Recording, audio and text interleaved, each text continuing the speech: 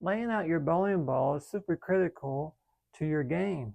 A lot of times you focus on the physical part of your game and the mental part, but in this video we'll be learning the dual angle layout system, so that way you can better understand how to lay out your bowling ball and how that will in turn help your game tremendously as you go forward in your journey.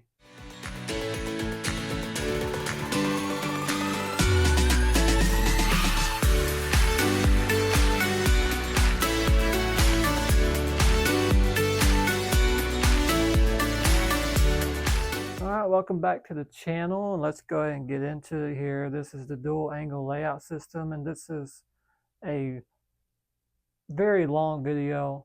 I'm sure it'll probably turn into a very long video. So if you would like to take notes or take screenshots of this video, go ahead, because there's a lot of information here and it's going to be a lot to take in, and it may be overwhelming, but just take it in slowly, take notes, and I will go over each part of this layout system because there is 3 angles. So the first point here, like I say, there's 3 angles with this layout system, and the first angle is 0 to 90 degrees. This angle will determine how quick a ball gets into a roll.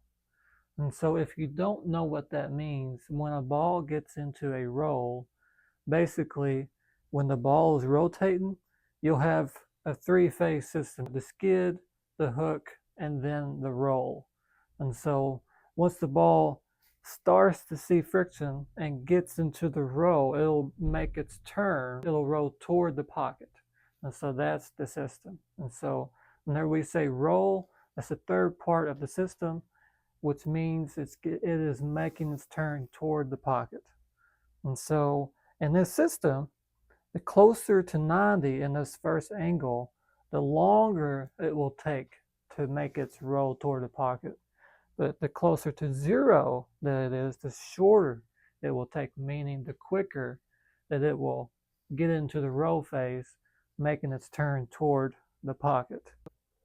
All right, so this is the second angle. The second angle will determine the flare potential, which is this angle. We'll figure that out by getting the measurement from the pin to the PAP. High flare creates more hitting power, whereas low flare will create less hitting power. And if you don't know what flare is when the ball is rotating, and each part of the bowling ball, if it's a high flare bowling ball, it will touch the lane in a different part of the bowling ball. So if it's a high flare, like if it's a 5 to 6 inch flare, the oil rings will get spread apart out on the bowling ball. And if I can get a bowling ball here, and I'll show you. So basically, when the ball rotates, if it's a high flare bowling ball, the oil rings will be separated in a wide formation. Whereas if it's a low flare bowling ball, say it's 2 to 3 inches, then the oil rings will be closer together and they'll be more flared right through here.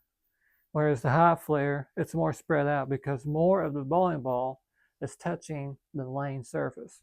So if more of the bowling ball is touching the lane surface, then what's that mean? It's going to create more hitting power. The ball is then being rotated across the lane surface, but not grabbing as much oil, not picking up as much oil, which then in turn will create more hooking power down lane. And this is this angle. So whenever you're laying out symmetrical balls, then you have to look at these measurements. So if you want your ball to have a earlier motion, and that's the small, and that is 3/4 to 2. And then if you want it to be later, it'll be 5 to 6 1/4.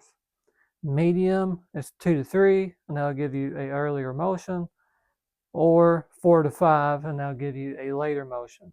Whereas if you want a large or a big flare potential, that'll be 3 to 4. To make this more simple, the standard rule is 3 to 3.5 is smooth, 4 to 5 is the strongest overall hook, whereas 5.5 to 6 it's going to be weaker or more of a flippy motion. But that makes it the simplest. So whenever I say 3 to 3.5, 4 to 5, 5.5, that is inches. So the measurement is inches.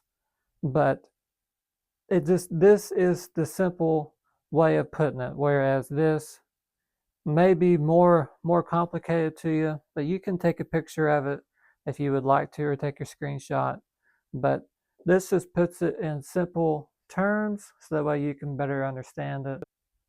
And then from here we're going to move on to the asymmetric, whereas this was for the symmetric bowling balls. And these measurements are for the asymmetric. So for a big or a large flare, you'll do 2 3/4 to 6 3/4. The pin closer to 6 3/4 creates more forward roll, and if it's closer to 2 3/4, it will create more side roll, or known as axis rotation. The medium would be 1.5 to 2 3/4, or a small would be 3/4 to 1.5. So that's what you have to think about when looking at the second angle of this layout system. And so whenever you're looking at it, you're looking at it for a flare potential. Like I say, simple terms, you want to be the strongest overall hook is 4 to 5. But whereas the highest numbers, it's kind of off. When you get higher or lower, it means it's going to be a weaker motion. So if you want it to be smoother, it's 3 to 3.5. Or if you want it to be a whole lot weaker, it's 5.5 to 6. So if you want the strongest overall hook, stay in the middle. Whereas high and then the low part and the high part are going to create less flare, whereas somewhere in the middle will create the most flare. All right, the third angle is 0 to 90 degrees, again just like the first angle. And this angle will determine how quick the ball makes the corner off the friction. The closer to 0, the taller the pin and the stronger the reaction is down lane. The closer to 90, the lower the pin and the weaker the reaction is down lane. Small numbers have a faster response to friction, and then in turn it will create more back end. The bigger the numbers are, they have a slower response with a smoother back end.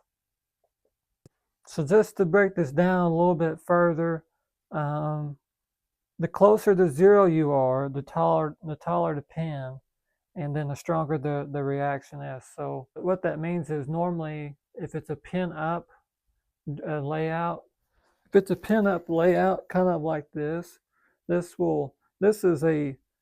like a benchmark layout for me almost. It's a closer to a benchmark layout, but it's still pin up, meaning that it's going to be a little bit stronger than what a weaker layout would be. And to show you a weaker layout, I'll show you one of my urethane bowling balls. So this is a weaker layout, and you see that the pin is closer to the fingers. If the pin was up here, it would probably be a lot stronger layout, but the pin is actually down here. And so you can tell a difference in how I lay that out just based on where the pin is. And this is the same type of bowling ball, but it's a stronger layout. You can tell because the pin is way up here. So normally the lower the pin, the weaker the layout. The higher the pin, the stronger the layout. And so that'll tell you as you look at your bowling balls how that person has laid out that bowling ball. All right, so I'm going to give you a couple of examples here of what layouts that you could use. But the more you understand these numbers, the better off you're going to be. So understand the numbers so that way you can better lay out your bowling balls. Because if you don't understand, then the Pro Shop operator will just create layouts for you, and you won't really understand what the ball is really supposed to do. I mean, they can tell you, but they may have given you the wrong layout. So if you can better understand the numbers, then you can better lay out your bowling balls. And so a couple of examples here, like I have used this layout a lot. This is my benchmark layout It's 45 by 4.5 by 55. Now, to me, that's a standard layout for me. That may not be for you, but it's just like you can change whatever number however you would like to. And so you can make this lower, you can make this higher. I mean, you can make it a 50 and the first, you can make it a 4, then you can make that a 50.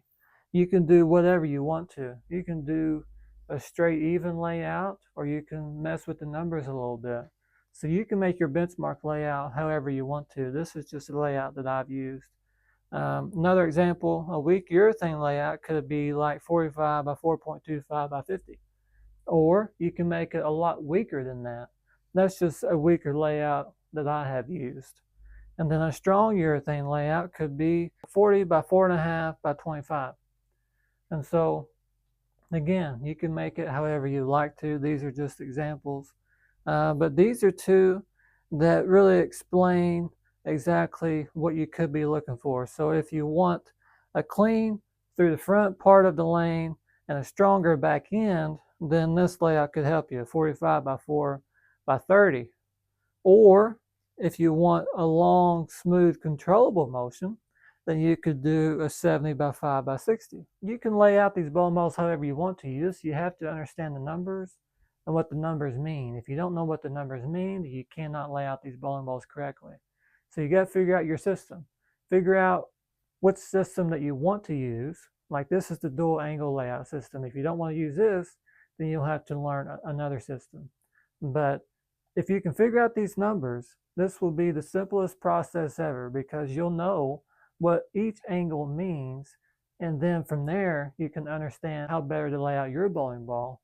And so that'll help you out tremendously when you're bowling on these hard patterns and you're going to these tournaments, and knowing what your ball is meant to do and what the layout is meant to do will help you a lot in these tournaments, especially when your margin of error is very little, very small. So keep that in mind. Hope you took notes. I hope you learned something in this video. And if you have any questions, just let me know. And then I will see you in the next video coming up.